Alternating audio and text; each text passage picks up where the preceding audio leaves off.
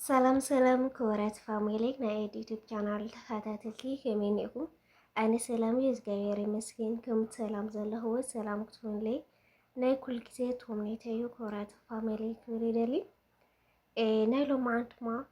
ሒዘልኩም ዝመፀኹ ከም ትሪእዎ ኣለኹም እቲ ፅሑፍ ብበዝሒ እኳ ኣብ ፌስቡክ ብዙሕ ፖስቲዎ ሪአየ ከው ድማ በቃ ምክንያቱ ኣብዚ ብጣዕሚ ዘውሸቀካ ነገሮች ንእሽተይ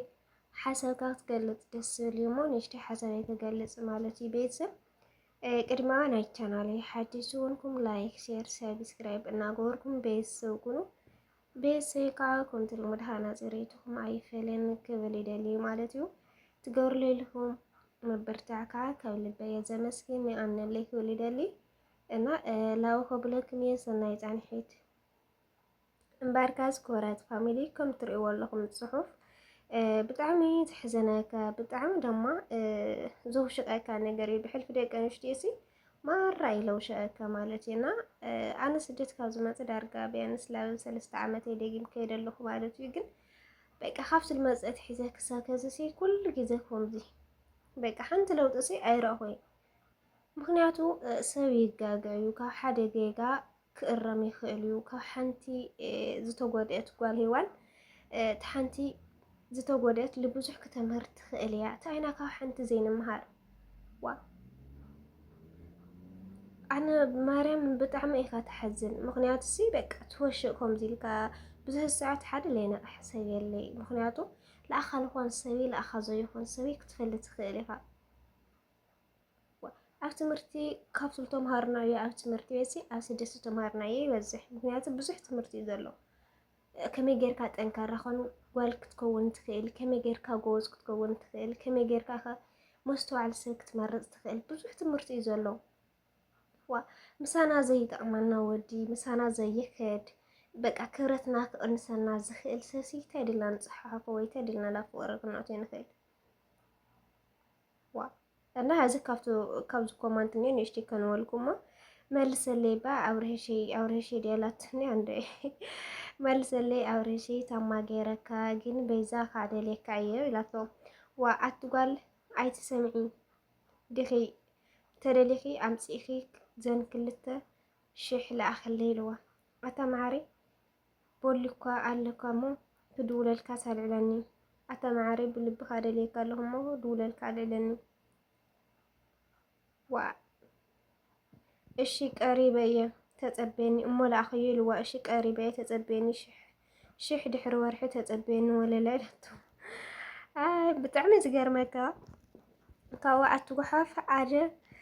ሓደ ሓቂ ክነግረኪ ኣነ የፍቅረኪ ፍቅሪ ዝበሃል የብለይ መሳኺ በቃ ልገንዘብኪ ለየ ቀሪበልክሽ ዶ እምበር መሳኺ ፍቅሪ ኣይብለይ በቃ ግን እስከይትብስቶ ብዙሕ እዩ ትፅሕፍ እውን ሕፅር ሕፅር ዘለ እዩ ሒዘልኩም መፅንቤ ብጣዕሚ ኢኻ ትሓዝን ማለት እዩ። ቤተሰብና ሓደ በቃ ኣብዙ ሶሻል ሚድያ ክትሪኦ ከለኻ ብሓንቲ ሕማቅ ጓል ኩሉ ሕማቅ ዘለዎ ይመስሎ ሰብ ብሓደ ሕማቅ ወዲ ድማ ኩሉ ሕማቅ ዘሎ ይመስሎ ሰብ ማለት እዩ። እና ደቂ ኣንስትዮ ይኹን ደቂ ተባዕትዮ ሓደ ዓይነት ባህሪ ኣይብልና ዝተፈላለየ ማለት እዩ። ከም መልክዕና ዝተፈላለየ ባህርያት ኣለና ከም ኣተዓባብያና ከም መልክዕና ከም ኩሉ ባህርያትና ዝተለዋወጠ እዩ እምበር ሓደ ዓይነት የለይ። ግን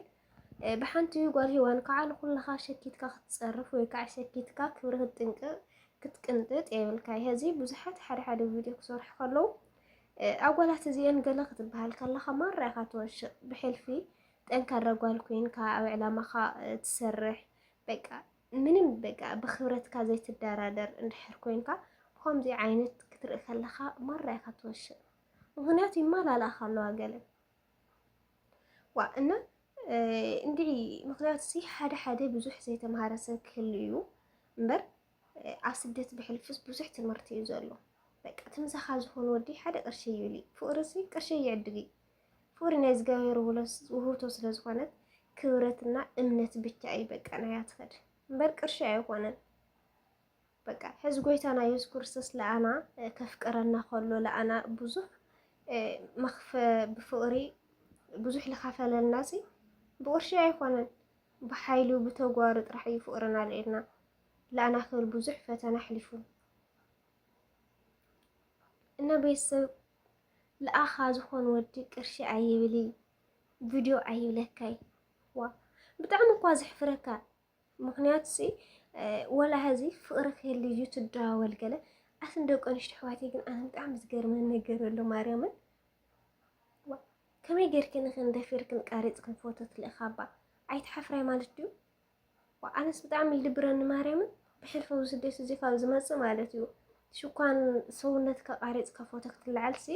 ትገፅካ ኳስ ብጣዕሚ ስለ ዝሓማቕ ተሓማቕ ኢኻ ቢያንስ ሰብ ስደት ከምዚ ገፅ ናይ ዓድኻ ኣይኮነን ወላ ፊልተር የፀበቕካ እምበር ብዙሕ ኣሎ እዩ ኣብ ገፅካ ብዙሕ ናይ ማዳልዩ ናይ ብዙሕ ነገር እና ልገፅካ እኳ ሓደ ግዜ ብጣዕሚ ዝድብረካ ምክንያቱ ሓሚቀ ይደኒቑ በቃ ፎቶ ደስ ኣይብለኒ ገለ ኢልካስ ትሸማቐቕ ትኽእል ኢኻ እና ክብረትክን ከመይ ጌርክን ኣነ ብጣዕሚ እዩ ገሪሙኒ ማርያምን ኣይትሓፍራይ ድን ከመይ ጌርክን ፎቶ ልዕልክን ትሰዳት ትኽእላ ወላስ ይበልክን ወዲ እኮ ኩሎም ሓደ ዓይነት ኣይኮኑ ክንደይ ኣለዉ እዮም ግን ወላ ወዲ ክሓትክን ከሎሲ ከመይ ጌርክን ፎቶ ክትለዓላ ትኽእላ ከመይ ጌርክን ካብ ቪድዮ ክትሪኡ ትኽእላ ኣይትሓፍራይ ማለት ድዩ ኣተ ማርያምን ክብርና ንሓሊ ብጣዕሚ ክብርና ንሓሊ ደቂ ኣንስትዮሲ ሒዋን ክባር እያ ክሳብ ትዘላት ትዕለት ትውለድ ኣይትውለድ ትዕበት ትንኣስ ጓል ክብርቲ እያ ክሳብ ትዘላት ትዕለት ሽፍንቲ እያ ክትከውን ዘላ ምክንያቱ በቃ ናይ ውሽጥኻ ተፈጥራዊ ምሳኻ ዝሓድር ሰብኣይ ብቻ እዩ ዝፈልጦ ዝኽእል እምበር ናብ ካሜራ ቃልዕኻ ብጀዋል ቪድዮ ርኢኻ ገለስ ባርያ ብል ከመይ ገይሩ በቃ ድፍረት ኒእክን ማለት እዩ እንደ ማርያምን ኣይተረድአኒ ምክንያቱስ ብጣዕሚ ኣነ ክሓፍር በቃ ይሕፍረካ እዩ ብደንባ ከመይ ጌርካ ጀዋል ገለ ቃሪፅካሲ ማራይ ዝድብረካ ሽኳን ናይ ውሽጥኻ ክብረትካ ታገፅካ ለዓርስኻ እውንሲ ሓደ ክስተሓምቕ ከለኻ ብጣዕሚ ዝድብረካ ብቪድዮ ዋላ ክትደዋወል መሰብ ማለት እዩ እና ክብረትና በዓልትና ንሓልዋ ኣነ ህዚ ልወዲ ምንም ኣይሓስኩለይ ምክንያቱ በቃ خلاص ሓደ ወዲ ክብረካ ክቅንሰካ ይጠውቅካ ከኽብረካ ይቅጥካ ብዙሕ ነገር ኣቅ ንሕር ዘይደለኻዮ ግን ወላ ሃይልካ ወላ ይደውለልካ ሰጥማል ክብረት እዩ በቃ ከምኡ ዓይነት ገለ ክብለካ ከለለሲ ቀስ በቀስ ምርሓቅ ዘሎ እዩ ምክንያቱ ወዲ ምሳኻ ዝቀርብ ከምኡ ይለካ ክብረትካ ብቻ እዩ ዝሕልየልካ ቅርሽልስ ኣይብለካ ምክንያቱ ፍቅሪ ቅርሺ ይገልፀን ፍቅሪ ናይ ዝገበረ ውህብቶ ስለ ዝኾነ በቃ ምሳኻ ክነብር እንድሕር ዝገበረ ዓድልዎ ወይ ምስኡ ክትነብር እንድሕር ዝገበረ ዓድልዎ خلاص ቅርሺ ይሓትት እንታይ እማ ንጹህ ልቢ ቅንዕና ሓቀኛ ፍቅሪ ብቻ خلاص እዚኣተልያ ጽቡቕ ናብራ ክትነብር ትኽእል ኢኻ ተዘየለስ ቪድዮ ሰዲድካ ብቪድዮ ተዳዊልካ ክብረትካ ቃሪፅካ ሰዲድካ ከዓልካ ተመሊሱ ኣይፍቅረካ ይክለካ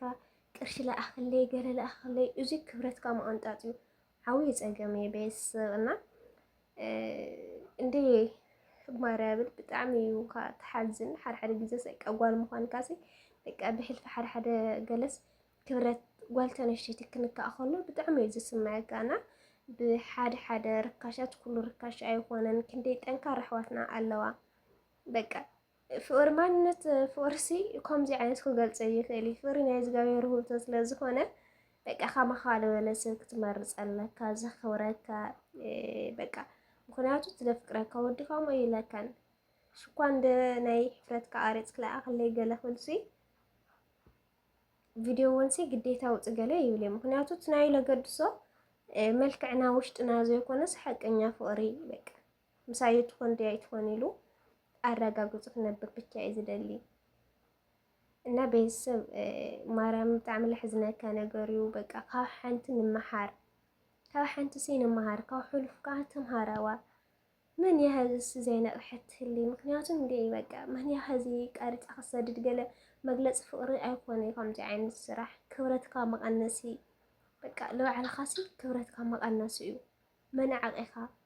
መሕሰሪኻ ስራሕ እዩ ከምዚ ዓይነት እና ደቂ ኣንስትዮ ኣሕዋተይ ክብረትና ንሓሊ ምሳኻ ዝኸድ ሰብ ምምራፅ ዘፍቅረካ ወዲ ከምኡ ይለካ በቃ መጀመርታ ክለካ ከሎ ምክንያቱ ብፍቅሪ ጀሚሮም ገለ ላዋግዑ ፍቅረካ ይፎትየክ የገለ ሁለኻዮም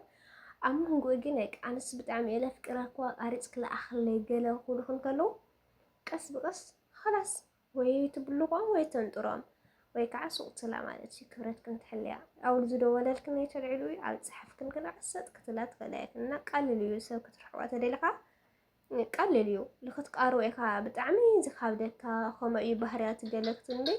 ሰብ ብጣዕሚ ተፅሊእካ ክትርሕቆ ተደሊካ خلاص ሱቅ ክብረት ስለ ዝኾነ ክትርሕቆ ትኽእል ኢካ ብቀሊል መንገዲ ማለት እዩና ከምዚ ዓይነት ሰብ ክቃርበካ ከሎ ቀስ በቀስ መንገድካ ምምራፅ እዩ በቃ ከም ዘየፍቅረክን ፍለጥ ቪድዮ ለኣኽለይ ወይ ከዓ ብቪድዮ ደውል ከርእየኒ ክብረትኪ ሕፍረትኪ ኣርእየኒ ገለ ከለካ ከሎ እዙይ ምሳዬ ኣይኸዲ ኣየኽብረኒ ፍቅሪ የውሊ ምሳዬ ኢልካ መንገድካ ቀስ ብቀስ ምቕያር እዩ ትምሳኻ ዝኾነ ወዲ ከምኡ ይብለካይ እንዲያም ኣብ ዝደኸምካዮ ኣይጆኽ ይብለካ ኣብ ዝኾነ ይኹን ፀገም ኣይጆኽ ኢሉ የባራትዕካ ክብረትካ ሕሊልካ ንባዕልካ ኣኽብረካ ንቤተሰብካ የኽብረካ ትምሳኻ ዝኸድ ወዲ ማለት እዩና ኩሎም መወዳት ሓደ ዓይነት ስለ ዘይኮኑ ንስኻትክን ብቻ ካብ ባዕለይ ጀሚሩ ንሳኻ ዝኸድ ሰብ ምፍላጥ በቃ ክብረትካ ምሕላይ